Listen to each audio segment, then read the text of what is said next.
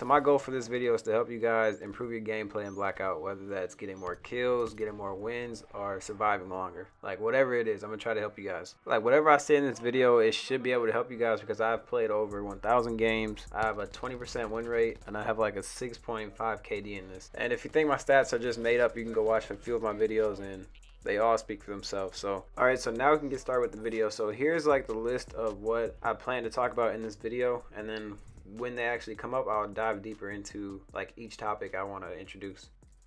Alright, so to start the video, what I got for you guys is secret mantle locations. So all across the map of Blackout, there's like certain areas and certain spots that your character can climb up onto or find like different ways of getting to a certain point. So in these series of clips, you're about to see me flank enemies and they're never expecting this. So you'll see like in this one right here, I climb up top using this door and then I get on top of the roof. And then if you watch these two guys right here, they're both watching the door because they think that's where I'm coming from. I feel like this is a really important tip that nobody really talks about. As you can see, I completely caught that team off guard. They were not expecting. So with like different mantle locations, you can use that to either escape or flank enemies like how I just did. There are a lot more spots that you can do this at, and I just don't have every single one inside this video because that'll take way too long, and I just wanted to give you guys an idea of like what to look out for when you're playing. So I'll show a few more spots and then we can move on to the next topic.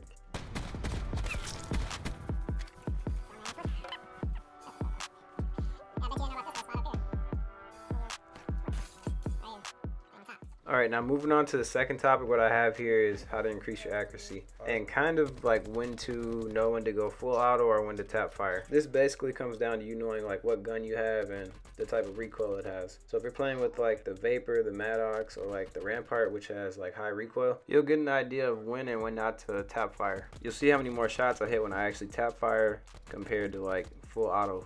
So next time you're playing with like any ARs, just kind of get an idea of like the recoil patterns on each one. So guns like the ICR, the SWAT, and the KN, they all have pretty good recoil, so they're a little bit easier to use.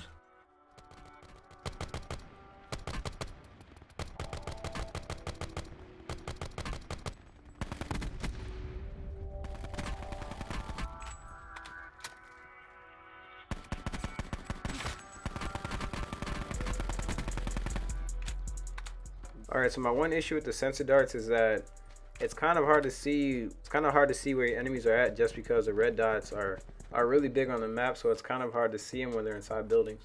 So just keep that in mind next time you guys use them. So don't pay a whole lot of attention to the map because you might get caught off guard. Besides that, I don't have much to say about the sensor darts besides you can actually shoot them onto ATVs and trucks, which would be a better idea because you can use it for more than one team.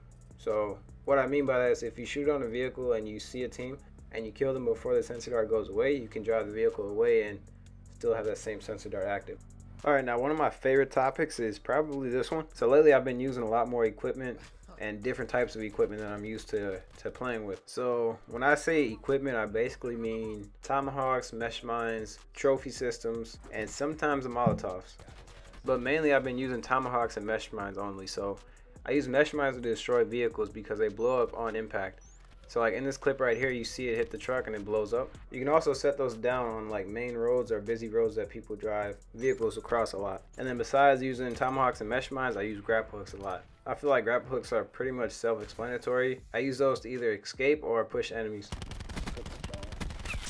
Alright, now for my final topic, what I wanted to talk about was what perks I keep active, or what perks I like to keep in my inventory. Alright, so I have 4 main perks that I use, which would be Awareness, Consumer, Dead Silence, and Reinforced. Alright, so to start, I keep Consumer active at all times possible, just because it shortens the amount of time it takes to heal, repair armor plates, and use other perks. And secondly, I keep Reinforced until I get into a gunfight, or before I get into a gunfight. I like to use that just because you don't get affected by the stun grenades. And now besides those two, I use Dead Silence and Awareness. Those are pretty much self-explanatory. Dead Silence, your enemies can't hear your footsteps, and then Awareness, you can hear people from further distances. So yeah, that's it for my video. I hope you guys found this helpful. I do have more tips I can give you guys. Just let me know if you want me to make another video. And yeah, just let me know if you guys actually found this helpful or if it improved your gameplay just a little bit or whatever.